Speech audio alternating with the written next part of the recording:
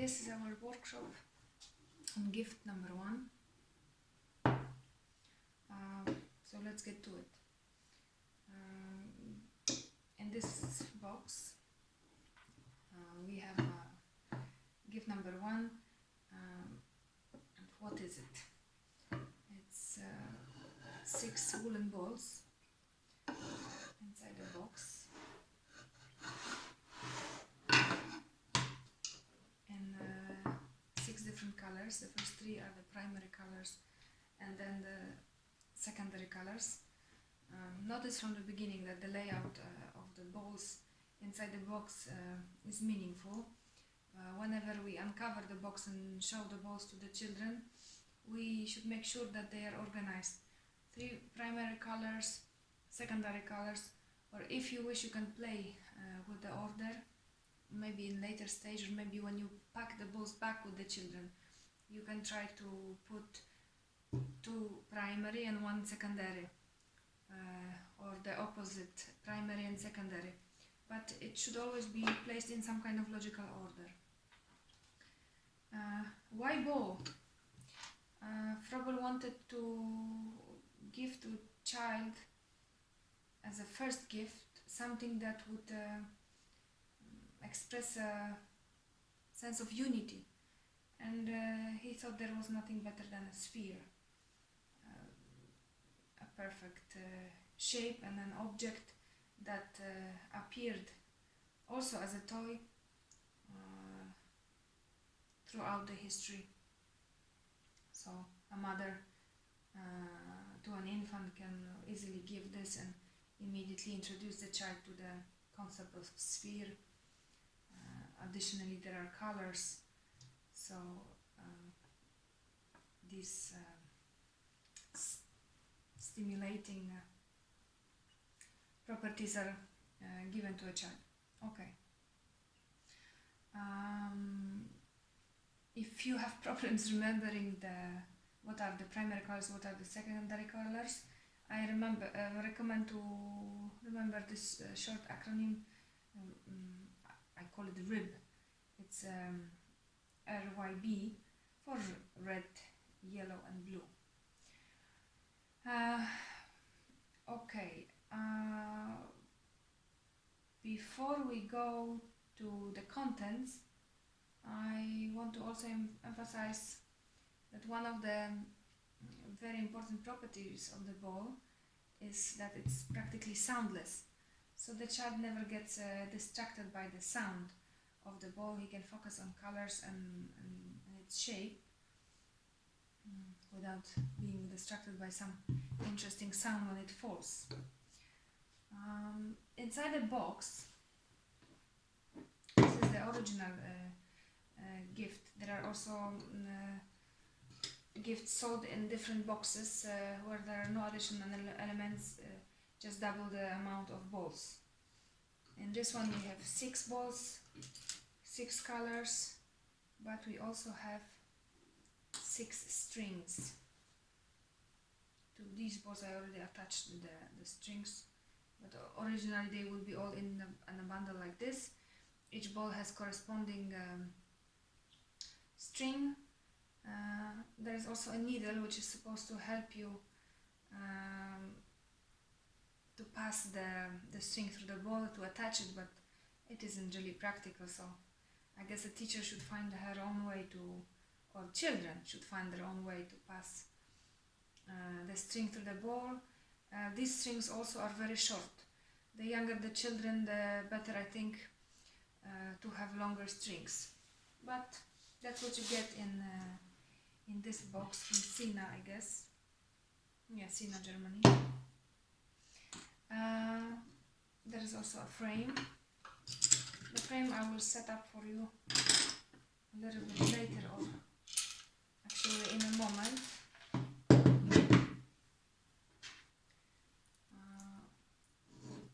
Tiny elements. So first thing to remember is try not to lose them, and when you introduce the box and the contents to the children, make sure they understand how important all the parts are and how important it is to keep them in one place. and organized. If you're working with children less than 3 years old, forget about these elements and obviously forget about the needle. You cannot guarantee that you will not misplace it one day. So with the younger kids,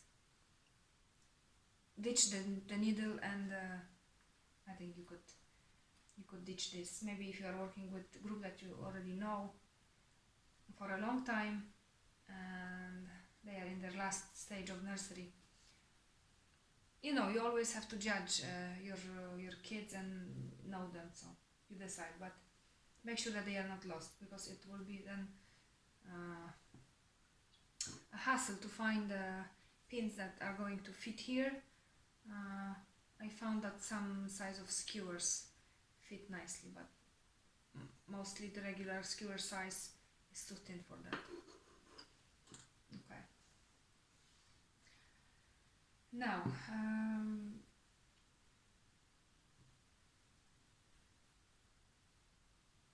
when a mother gives this ball to a child, or when a teacher gives the ball to a child, as I said, it introduces the student to the sphere itself, and the string additionally enables a movement of the ball to be directed and controlled. You can direct and control it, and the child can direct and control it with the use of the string. So this soft also is the correct size for a baby to handle. It will fit in the little hand. And the bright colors and the movement of the balls attract the attention of the child and present endless possibilities for imaginative play to a little one, to our little friend. Okay, so red, yellow, blue, green, orange, and purple. Gift number 1, it introduces us and the student to the elements of motion, form, color, unity, material, mobility, direction, and position. Let's start with motion. I will not discuss all of these concepts. When you have finished with the video and you have questions or you'd like to explore more, then I guess we're gonna meet and discuss these things in more detail. This is to get you going and get you familiar with gift number 1. So, as I said, motion. So motion. When you introduce the balls to students, the activities or the play that should follow should be centered around motion and movement of the ball first, because this is most attractive and most natural with such a movable object. These colorful balls, they provide a structure for interaction between teacher and student and lead directly to students' free play. The sphere is presented as a solid, which can be handled, rolled along a surface, or moved through the air. The movement of the ball can trace lines and circles as the sphere becomes moving point. At rest, maybe without the tail, but at rest, the ball is perfect sphere representing unity. Froebel said that there are no lines in nature, but that the unit and the universe are all round. So again, his love for sphere is found here. Okay guys, what kind of motion can be illustrated by these balls or with these balls?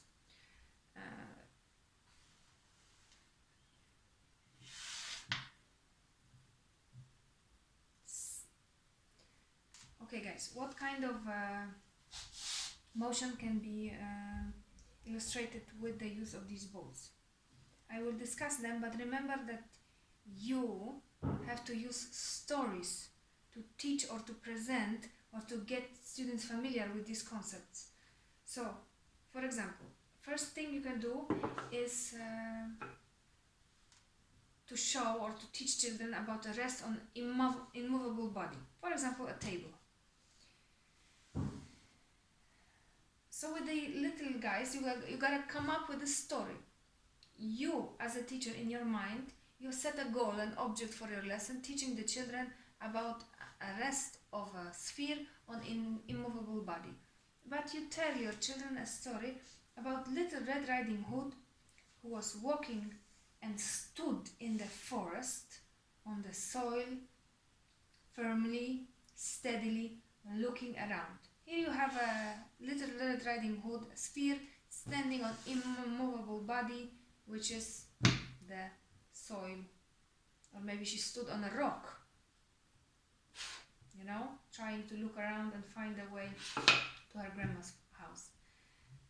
Then rest on a movable body. Maybe when Little Red Riding Hood met the wolf, the big bad wolf, who came in the forest, he offered her to help and to take her to grandma's house. So she sat on his back and they went through the forest, through the meadows. So you have a sphere on a movable body. You are introducing a concept that is quite complicated to your children through a story. Why are you doing this? Because they observe, they remember, they compare, they see what's going on, they have a concept or a picture of that ball previously standing and not moving, and now still the same ball. The younger the children, the more abstract the concept it is for them. So it's something crazy, something very interesting for the child. So the same ball in a completely different position, in a completely different realm of movement and properties. Still the same ball in a completely different movement. Now, a motion on immovable body. On a horizontal surface, for example on this box,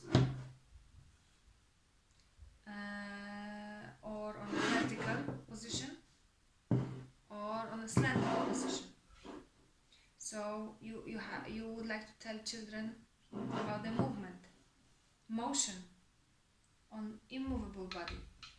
So how to move the ball on immovable body? You gotta push it maybe. Yeah. Horizontal position. Little Red Riding Hood is in a hurry. She found a bridge. She stood on a bridge and she tried to pass through the bridge. Yes, she succeeded. But the bridge finished with a slanting path through which she had to also pass. And there it goes. And the story you've introduced, maybe in the first day, you've introduced all those movements through your story. Second day, maybe you repeat it, or maybe you lead and you ask your students to do the movements themselves. In this way you engage. Third day, when you tell the same story, you introduce the same movements, you ask your students to do the story. You maybe just narrate and they do all the movements and show the story. You are supposed to have a set of gifts for each student. So the perfect situation is that you are telling the story and they are all sitting, they have their own boxes and they show exactly what you are showing, or they create their own little story while listening or while interacting with you. If you work that you introduce the students to a story and every day your story differs a little bit, and then students recreate the stories in your gift center, then this is the time for them to play with the story, to use their own sets of gifts. But with the younger students, if it is not possible later on for you to set up centers, maybe this is the time. Your morning circle, your carpet time is the time to give them the boxes and create their own stories along with you. Okay, so we had a motion on immovable body, and now motion on movable body. So then, for example, basket, let's say. The basket is moving and the ball is moving. So maybe the wolf, you know, the wolf and the Little Red Riding Hood, after leaving the slanting slope or a path, they had to swim through a deep, deep river. So they found a boat, and the boat on the waves was moving from side to side. They inside were also moving. Little Red Riding Hood, a little girl quite plump, found it very hard to keep steady. Not like the wolf. The wolf was on his 4 legs standing, but the Little Red Riding Hood in that boat was bouncing crazy. Okay. And motion upon, in or near a movable body.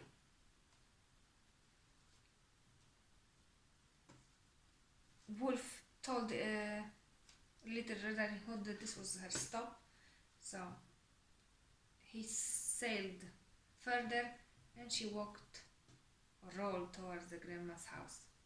So you have a motion and a motion. This body is next to the moving ball. So you've introduced a complicated concept of motion through a beautiful story. Your kids were engaged, you were engaged, and your children will play and repeat every time they get their hands on these balls. Now, another set of movements could be introduced with the use of that frame that we have here. So you set up the frame.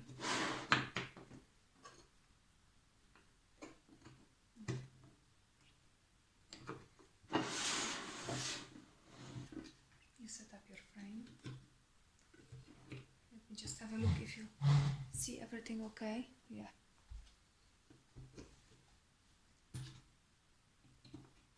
And what you're gonna do here is swinging motions and revolving motions. Revolving motions are best. So maybe finally when that wolf has devoured our Little Red Riding Hood and was sleeping in the bed pretending to be the grandma, he also ate the grandma. Then the brave man comes and he spins around something to kill the wolf with. So here you have the revolving motion, still in a story. So we are discussing another element, which is obviously mind-blowing, all these concepts in one story. And when everybody is saved, the brave man, the grandma, and Little Red Riding Hood, who now became blue, are swinging with joy. They were so happy and they decided to swing together. So another motion. And then the brave man, or maybe before, because you could also talk about pulling and pushing. So in retrospect, when the Little Red Riding Hood and the grandma are still in the stomach of the wolf,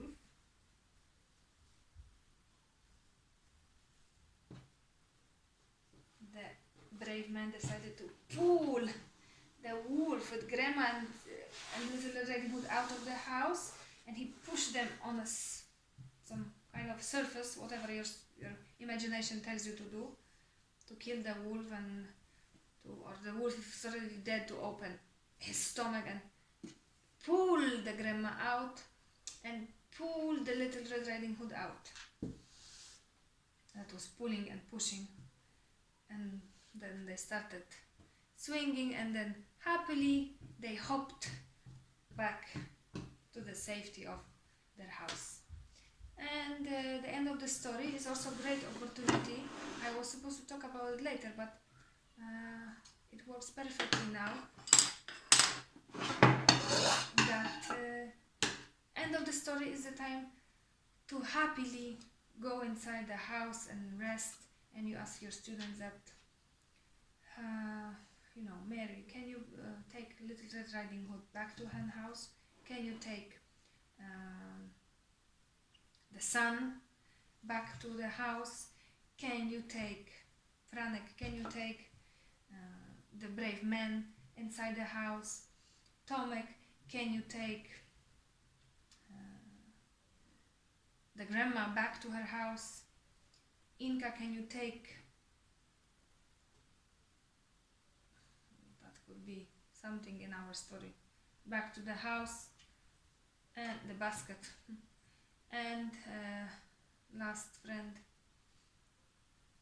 the things that were, the blueberries that were in the basket, back to our house. So you've had children place the balls in the order. You've made sure that they remember the characters from the story.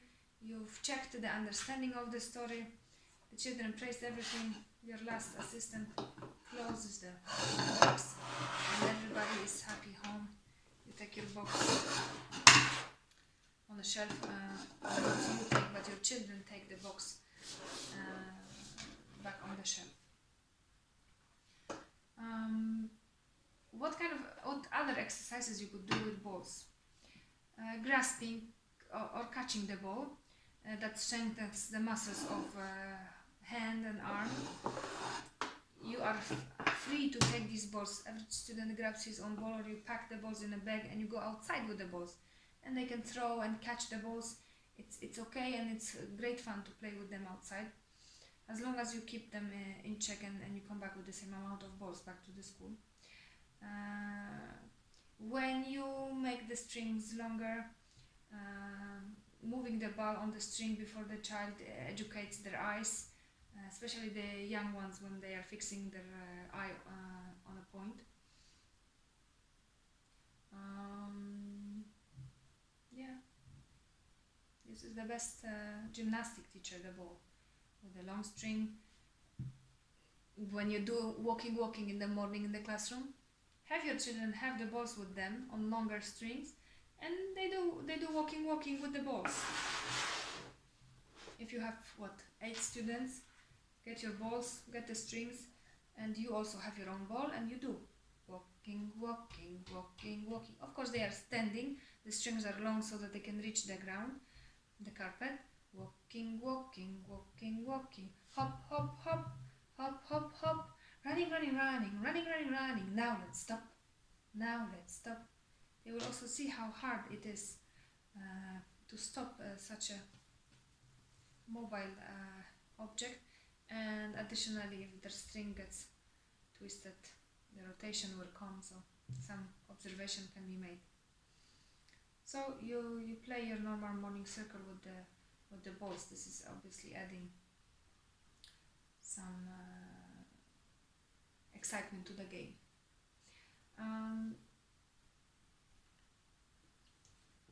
Very often when you play with balls, it's advisable to sing songs or to say poems. You don't have to memorize the poems. You can figure out your own poems as you go, because it's just about introducing words or concept inside a story or a poem that will somehow be remembered by the children when they just having fun. So if you wanted to teach the children about words like sinking and rising,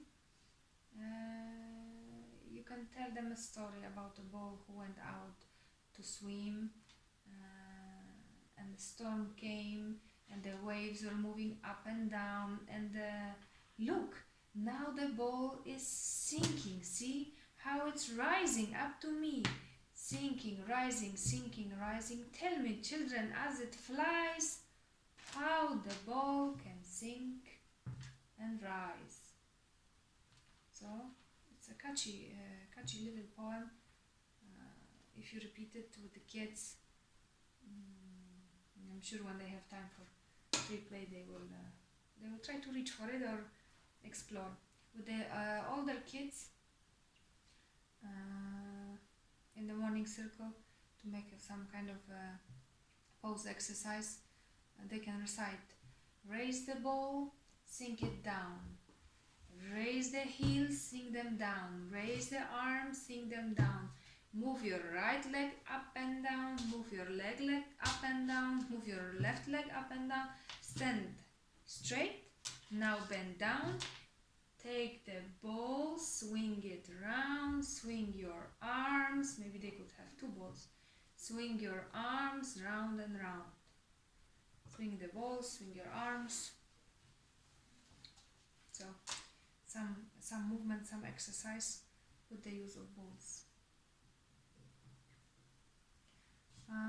Okay, so that would be a short introduction to motion. Now form. So form. The child learns from this sphere, this completely round body, that there are no planes here, no lines, no points, nothing like that. The ball is unseparated whole, a simple ground form, and it represents the bodies of the universe and is to be found again and again in nature's countless forms, such as seeds, bulbs, buds, fruit, flowers, shape of trees, our head, shape of human being, little baby, round and plump. And also with these forms can be compared. So it's another activity with children. You give them the sphere and you ask them to look around and bring you different objects that are similar to the ball, or to its shape, or to its color, The qualities of the balls can also be noticed in little rhymes. So you can try to implement. You have to find a way to implement these little poems, not just, okay kids, now you are learning a poem and you make them drill a poem. This will not catch and it will not stay in their heads, but in many books that you are reading, in many stories that you are inventing, you can use these poems and then they will catch up. Very pretty is the ball, red and round and soft and small.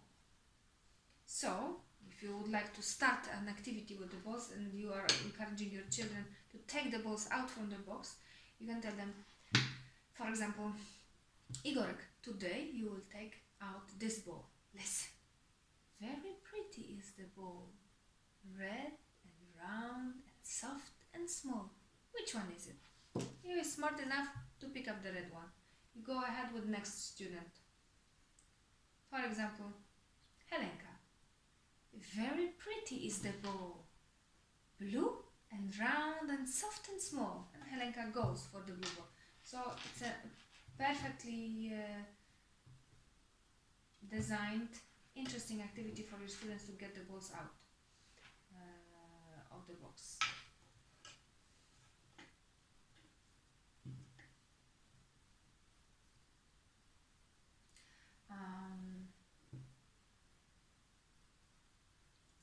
If you would like to do some ball hunting around the classroom, see the pretty ball, so round, so soft and small.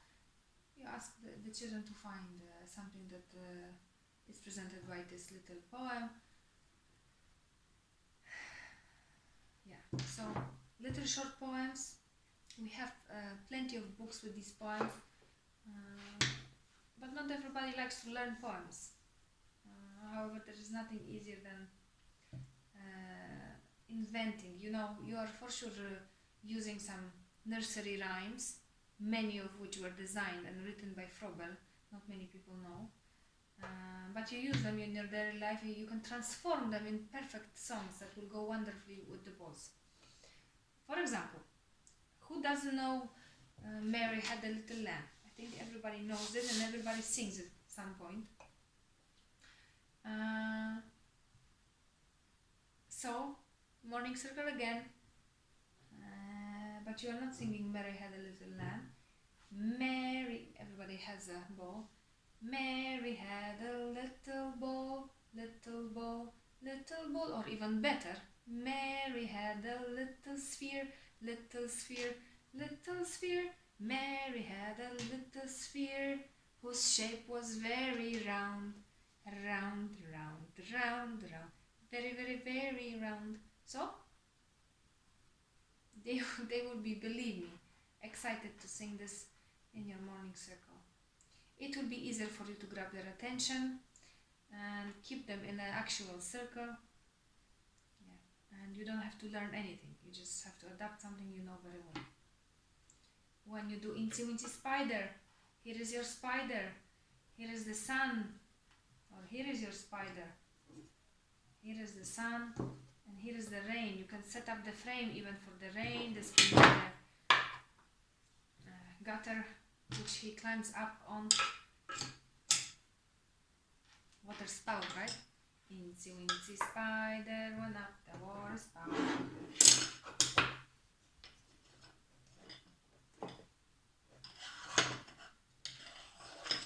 Surely, to make lessons with gifts, you don't need anything, because everything you want to tell or show, any theater or any action, any story you want to represent, you can use gifts only. And the more gifts you show to children, of course, not as fast. The faster is not better in this case. You should reveal the gifts, judging by your kids' readiness to know, to understand.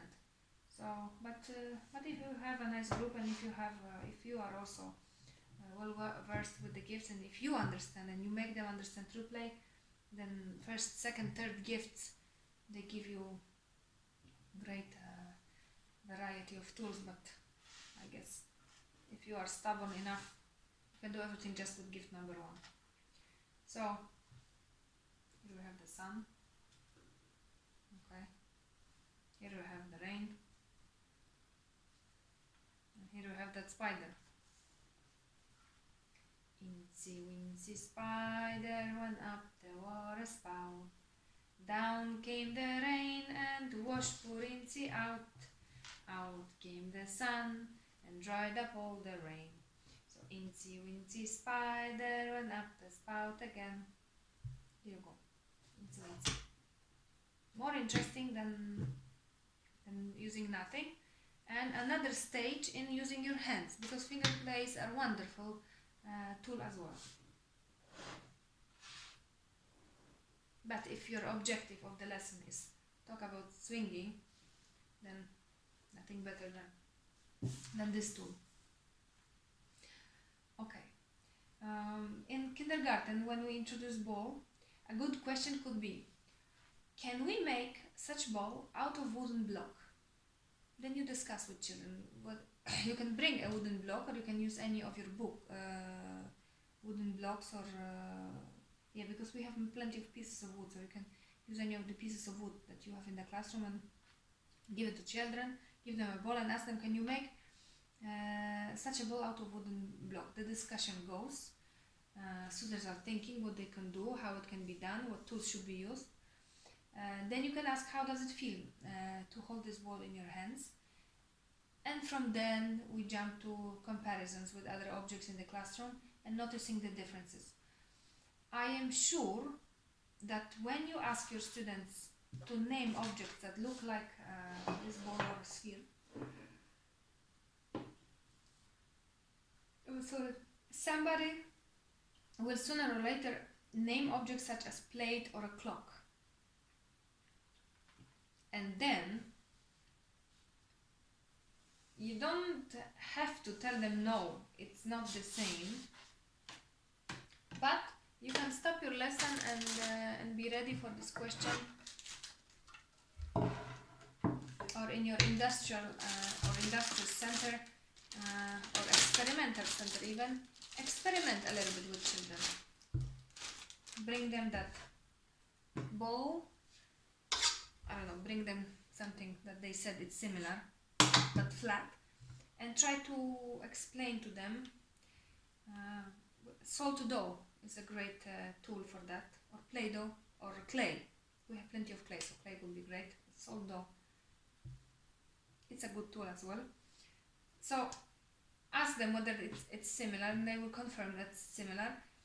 And if they still think this is similar, ask them if this is more similar to this flat piece of wood, or when they flatten this dough, is it maybe now more similar? So is it similar more to the sphere now, or to this? talk with your children and let their imagination work, and the skill of observation do the wonders. Yeah, so is great. So they don't have to give them ready answers. You have to find a way to let them observe, and based on this observation understand the difference. If they are not ready, don't give up. Next day, if they also bring a clock or a plate as example, you can try to do this again, or you can ask somebody if they remembered what experiment we did last day, and sooner or later they will be able to understand. Remember that each child develops in a different way, so and speed.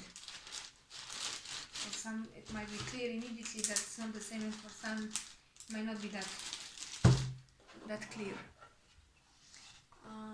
Okay.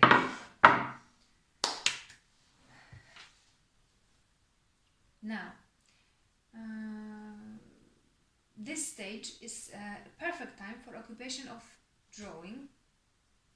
So when you talk about spheres, when you have afternoon occupations, the occupations that would be great to go with gift 1 would be drawing. You ask children to be drawing circles, balls, you give them, I think these Kandinsky circles would be great.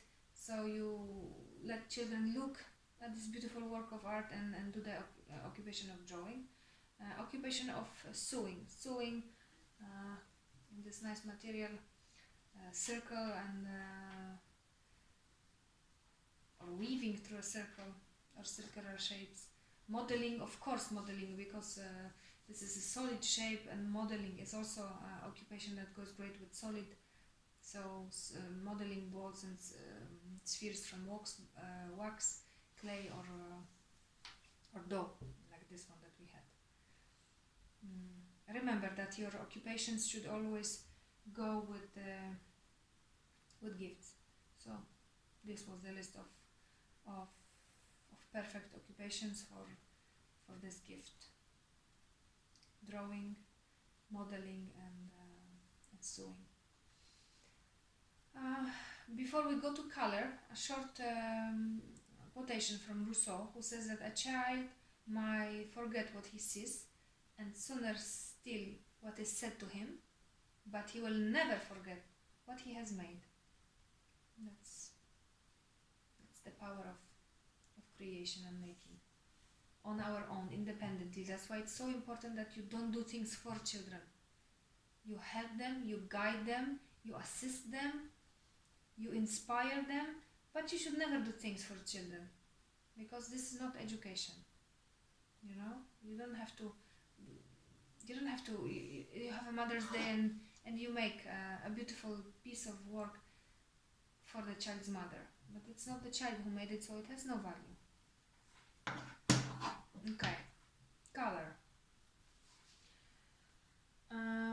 So following our RIB acronym, red, yellow and blue are the primary colors,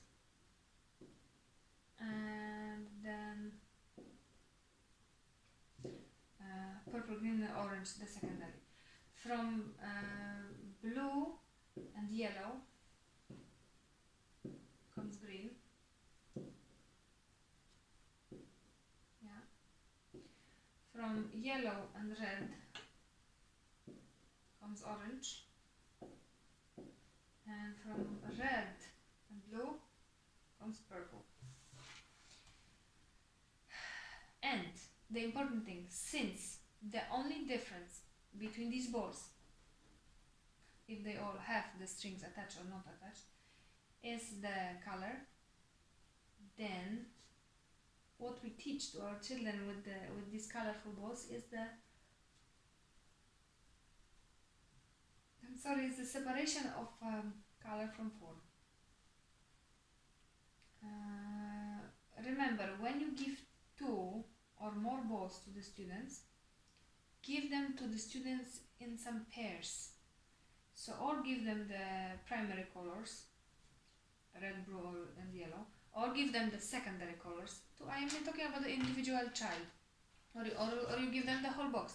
But if for some reason you want them to play with 3 balls because you are discussing 3 little pigs who are building the house, give them some logical sequence of these balls. So or primary or secondary, or maybe 2 primary and 1 secondary color. You know, make it always logical and with some objective in your head.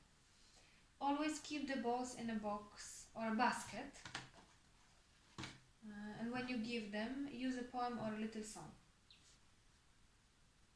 So you open the box in the morning for your activities.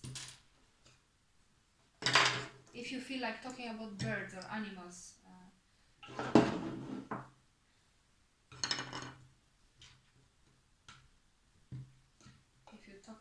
talking about birds and animals this week, this morning, during this lesson,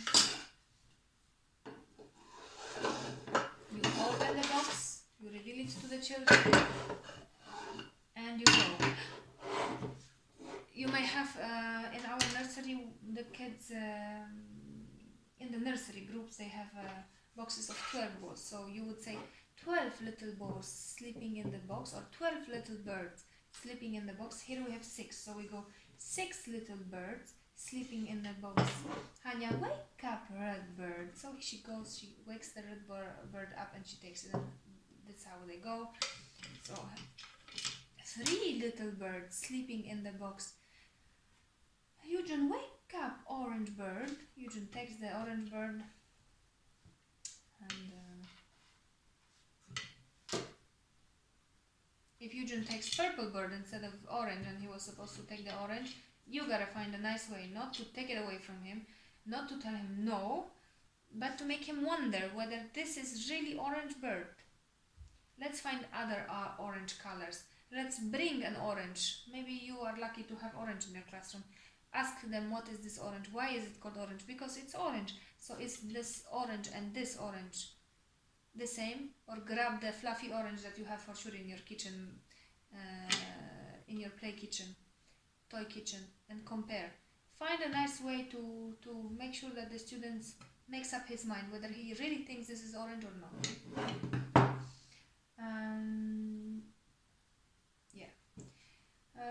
If you would like to talk about emotions, if you have to talk with children about being mischievous, you can use these balls as well. Your poem can be 6 little balls, 6 big balls, 6 small balls, 6 mischievous balls sleeping in the box. Wake up the most mischievous ball.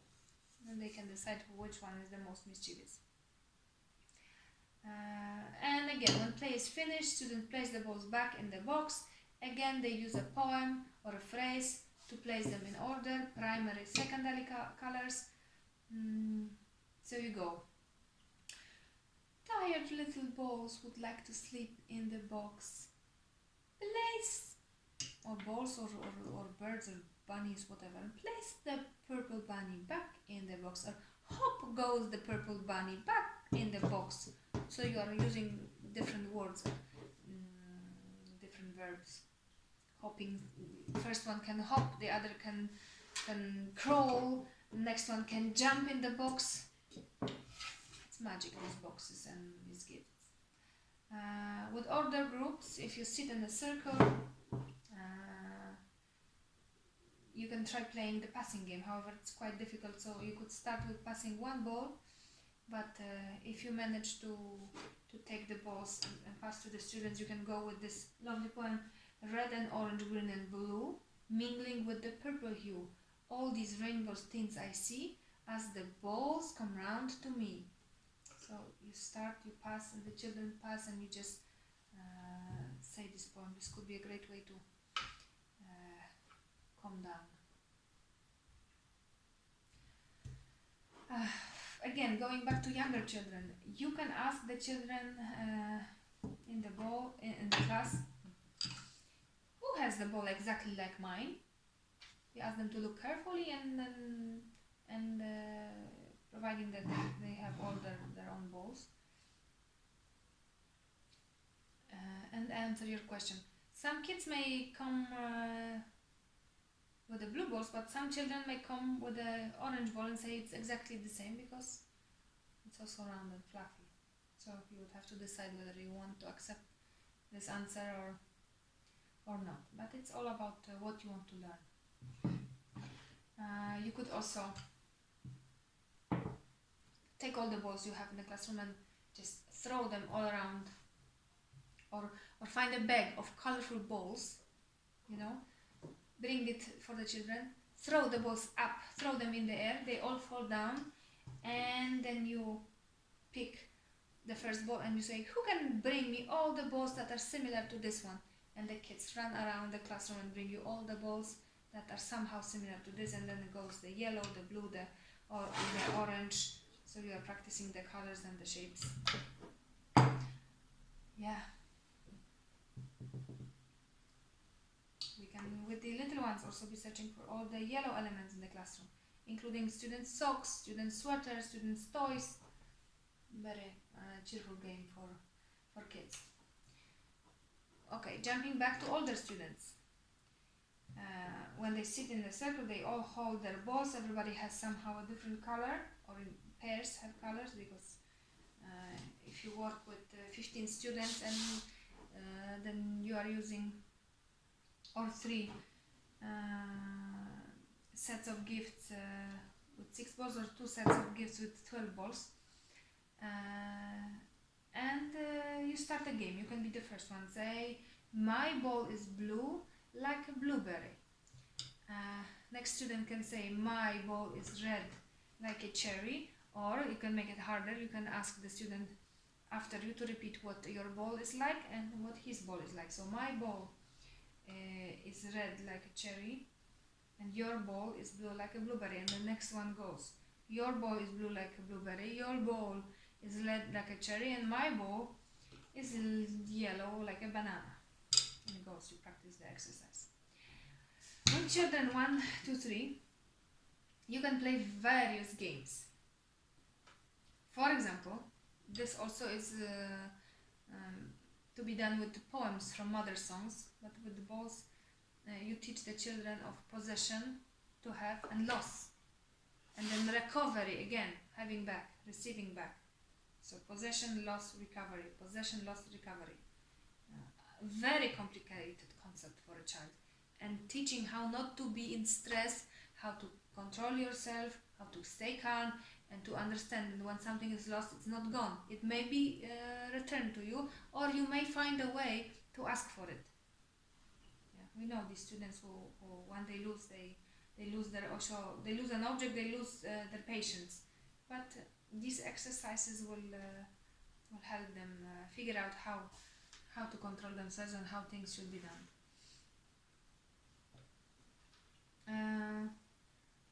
Swinging motions, games with words like tick tock, ding dong, there, here, front, back, right, left. Yeah. So introducing concepts up and down, slowly, quickly, near and far. Here it comes, here it goes. Yeah. Everybody has his own box. You can have this box, or you can find a set of box. Can be cartoon box, or can be some nice fancy boxes. It's up to you and up to the school and up to your time, maybe also in financial means. So everybody has his own box, and you teach the children things like high and low, see it come, see it go, now fly up, pretty ball, to say goodbye. Little baby goes to rest, mama's arm his cozy nest. Outside of the box, inside of the box, of course with a story. This is not just a ball at the moment, it's mischievous little Tom who built a tree house. That will make a mess.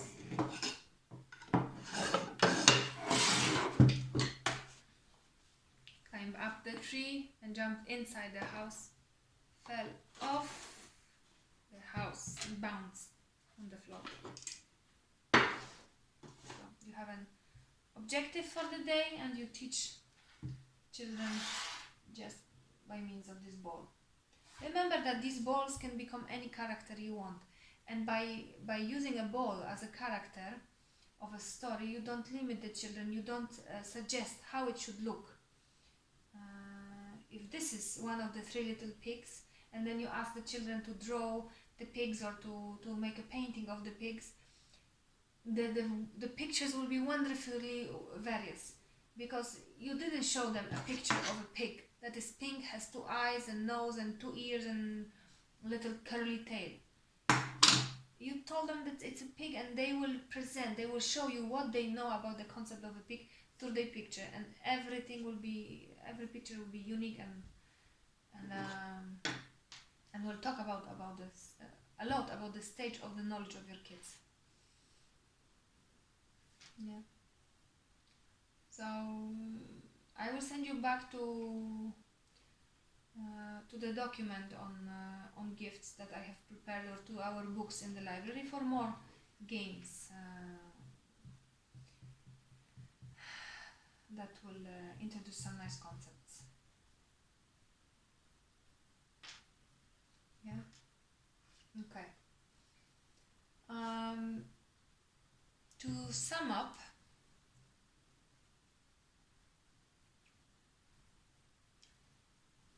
now maybe before summing up, last thing, when you have this exercise with children who have individual boxes, don't always you lead the lesson. Have your student ask all of us to perform something. So today, for example, Tomek in your group will be leading with his mischievous character, and ask everybody to be inside the box, outside of the box, under the box, next to the box, on top of the box. It's not only you who has to lead. You shouldn't lead always. You should inspire and set up the environment for your children to act. So, summary of what we have said, and of the basis of these gifts. First of all, you need to know that you should give a child very little to observe at a time. Because when he has little to observe, he can observe better and in his own pace, and observe well.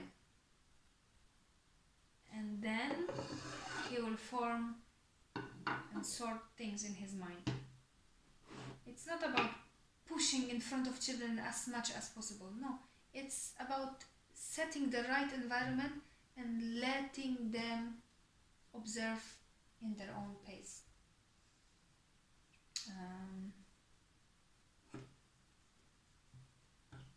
Another important thing, that whenever you are introducing an idea, make sure that there is a way for children to explore it through their senses.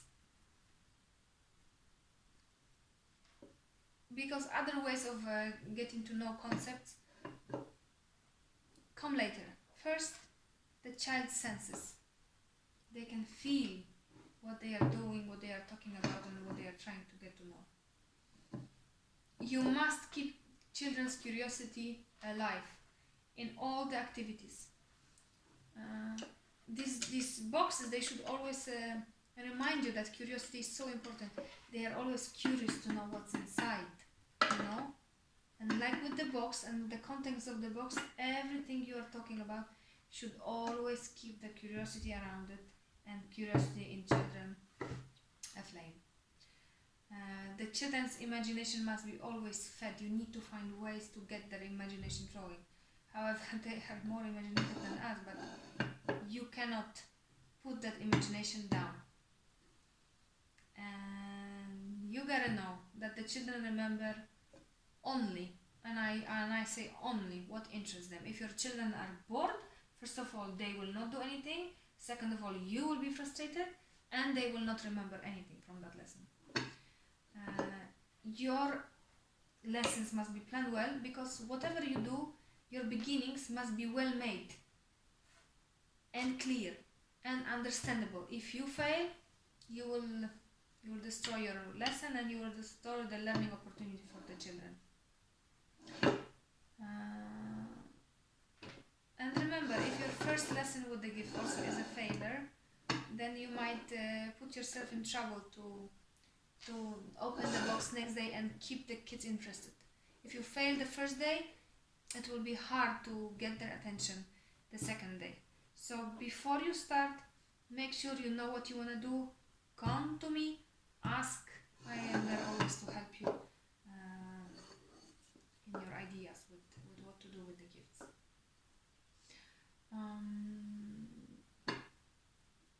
Remember that everything you do, if your lesson number 1 is interesting, your second lesson should be more interesting, third lesson even more interesting.